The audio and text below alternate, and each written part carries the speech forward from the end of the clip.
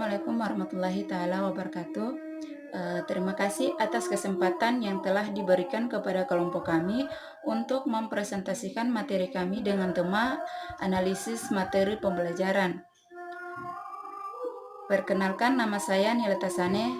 Di sini saya sebagai pemateri pertama akan membahas tentang pengertian analisis materi pembelajaran.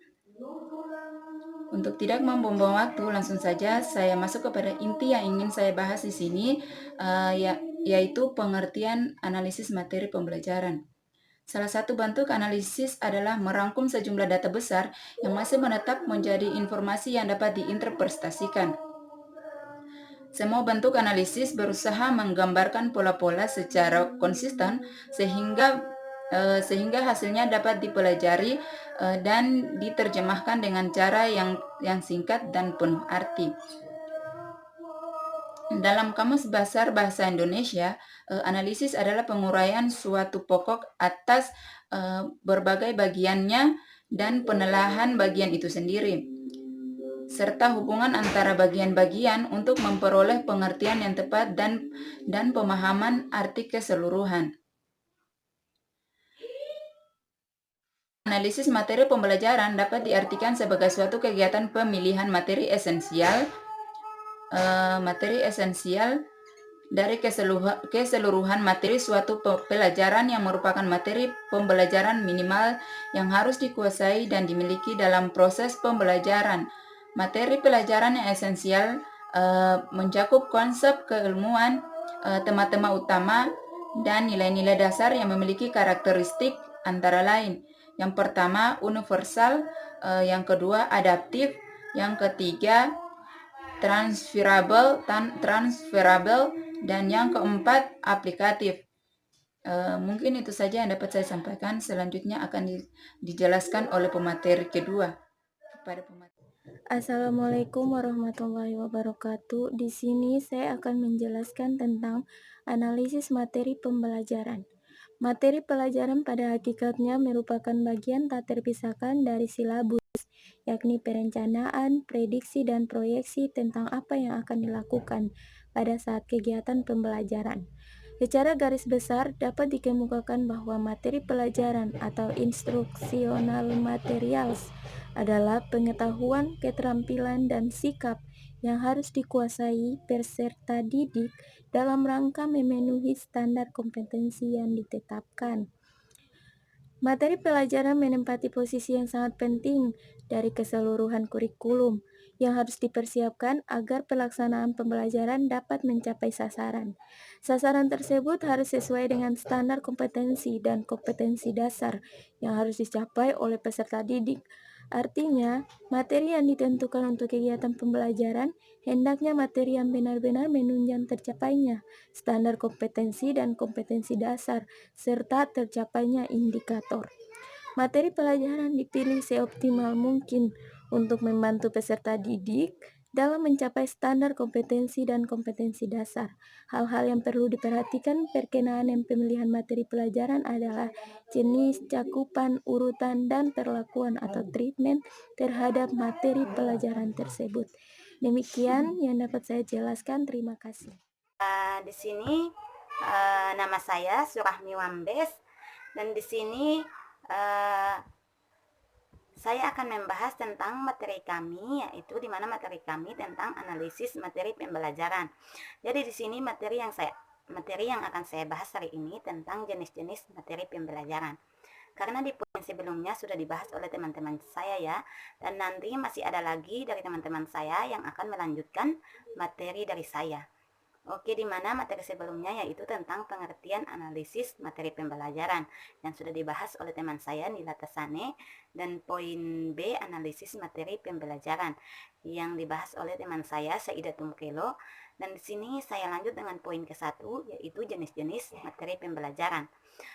Di sini saya akan melanjutkan materi saya di mana jenis-jenis materi pembelajaran. Jenis-jenis materi pembelajaran dapat dibagi menjadi 5 bagian. Di sini yang poin pertama yaitu poin pertama di sini fakta. Fakta yaitu segala hal yang berwujud kenyataan dan kebenaran, meliputi nama-nama objek, peristiwa sejarah, lambang, nama tempat, nama orang, nama bagian atau komponen suatu benda, dan sebagainya. Oke, di sini kita lanjut ke poin yang kedua. Poin yang kedua di sini konsep. Konsep yaitu segala yang berwujud, pengertian-pengertian baru yang bisa timbul sebagai hasil pemikiran, meliputi definisi, pengertian, ciri-ciri khusus, hakikat, inti, atau isi, dan sebagainya ya. Kita lanjut ke poin yang ketiga di sini. Prinsip yaitu berupa hal-hal utama pokok dan memiliki posisi terpenting, meliputi dalil, rumus, paradigma, teorema, serta hubungan antara konsep yang menggambarkan implikasi sebab akibat. Oke, kita lanjut ke poin yang keempat ya. Poin yang keempat di sini prosedur. Prosedur merupakan langkah-langkah sistematis atau berurutan dalam mengerjakan suatu aktivitas dan kronologi suatu sistem. Kita lanjut ke poin yang kelima, sikap. Sikap itu sendiri, sikap atau nilai merupakan hasil belajar aspek sikap, misalnya nilai kejujuran, kasih sayang, tolong menolong, semangat dan minat belajar dan bekerja. Oke, di sini kita lanjut ke poin kedua ya. Poin kedua di sini prinsip-prinsip pengembangan materi. Di sini prinsip-prinsip yang dijadikan dasar dalam menentukan materi pembelajaran ada kesesuaian atau relevansi, keanjengan atau konsisten, dan kecukupan atau education. Di sini kita masuk ke poin yang pertama yaitu relevansi. Relevansi artinya kesesuaian materi. Kesesuaian materi pelajaran hendaknya relevan dengan pencapaian standar kompetensi dan pencapaian kompetensi dasar. Oke, kita masuk ke poin yang kedua. Konsisten artinya keajengan. Jika kompetensi dasar yang harus dikuasai peserta didik ada 4 macam, maka materi yang diajarkan juga meliputi 4 macam ya. Di sini misalnya kompetensi dasar yang harus dikuasai peserta didik adalah memahami tata cara sholat 5 waktu. Maka materi yang diajarkan juga meliputi bacaan dalam sholat. Oke, kita lanjut ke poin yang ketiga. Di sini education artinya kecukupan ya. Di sini memiliki education atau artinya kecukupan. Materi yang diajarkan hendak cukup memadai dalam membantu peserta didik menguasai kompetensi dasar yang diajarkan. Materi tidak boleh terlalu sedikit dan tidak boleh terlalu banyak. Jika terlalu sedikit maka kurang membantu capaian standar kompetensi dan kompetensi dasar. Sebaliknya, jika terlalu banyak maka akan mengakibatkan keterlambatan dalam pencapaian target kurikulum, pencapaian keseluruhan standar kompetensi dan kompetensi dasar. Oke, mungkin itu saja yang dapat saya sampaikan. Selanjutnya saya kembalikan kepada hasil belajar aspek sikap, misalnya nilai kejujuran, kasih sayang, tolong menolong, semangat dan minat belajar dan bekerja. Oke, di sini kita lanjut ke poin kedua ya. Poin kedua di sini prinsip-prinsip pengembangan materi. Di sini prinsip-prinsip yang dijadikan dasar dalam menentukan materi pembelajaran ada kesesuaian atau relevansi, keanjengan atau konsisten, dan kecukupan atau education. Di sini kita masuk ke poin yang pertama yaitu relevansi. Relevansi artinya kesesuaian materi. Kesesuaian materi pelajaran hendaknya relevan dengan pencapaian standar kompetensi dan pencapaian kompetensi dasar. Oke, kita masuk ke poin yang kedua. Konsisten artinya keajengan. Jika kompetensi dasar yang harus dikuasai peserta didik ada 4 macam, maka materi yang diajarkan juga meliputi 4 macam ya. Di sini misalnya kompetensi dasar yang harus dikuasai peserta didik adalah memahami tata cara sholat 5 waktu. Maka materi yang diajarkan juga meliputi bacaan dalam sholat. Oke, kita lanjut ke poin yang ketiga. Di sini education artinya kecukupan ya. Di sini memiliki education atau artinya kecukupan. Materi yang diajarkan hendak cukup memadai dalam membantu peserta didik menguasai kompetensi dasar yang diajarkan. Materi tidak boleh terlalu sedikit dan tidak boleh terlalu banyak. Jika terlalu sedikit maka kurang membantu capaian standar kompetensi dan kompetensi dasar. Sebaliknya, jika terlalu banyak maka akan mengakibatkan keterlambatan dalam pencapaian target kurikulum, pencapaian keseluruhan standar kompetensi dan kompetensi dasar. Oke, mungkin itu saja yang dapat saya sampaikan. Selanjutnya saya kembalikan kepada teman-teman saya.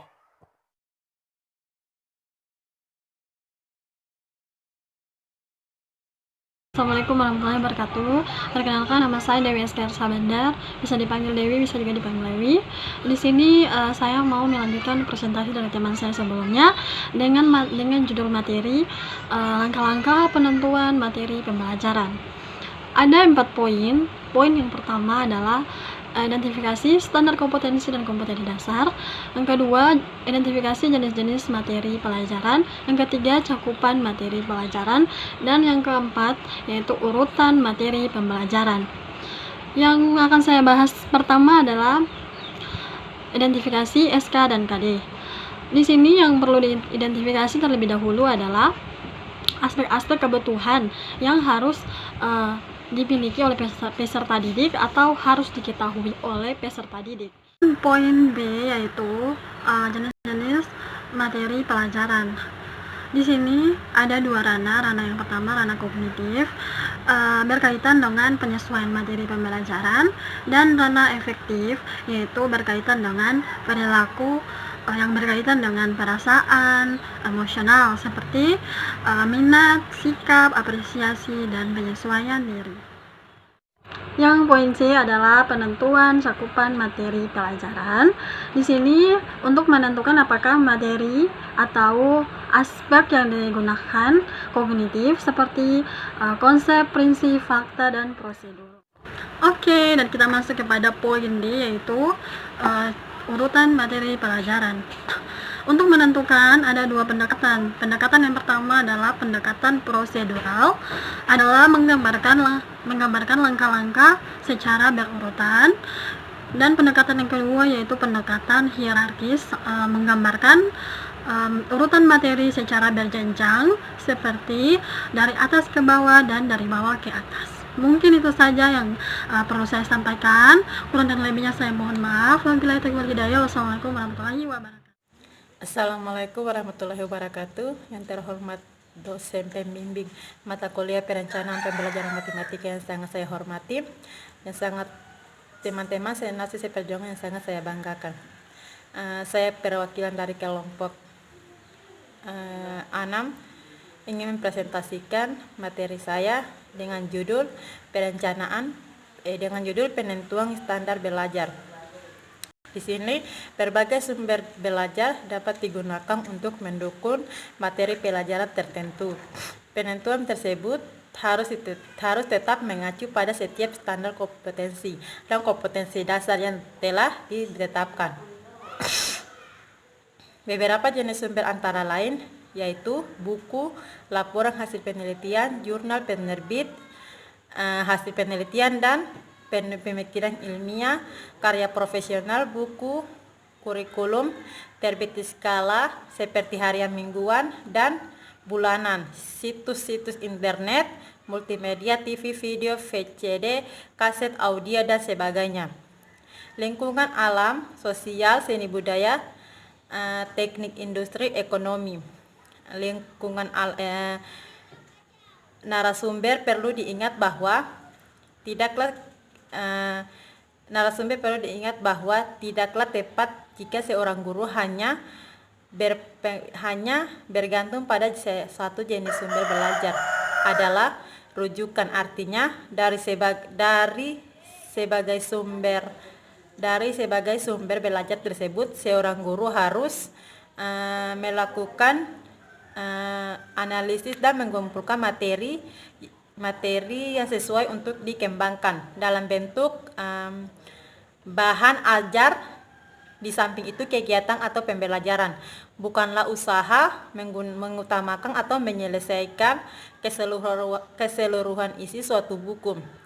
Tetap membantu peserta didik mencapai kompetensi karena itu hendaknya guru menggunakan sumber belajar maupun bahan ajar secara bervariasi. Mungkin itu saja hasil presentasi saya.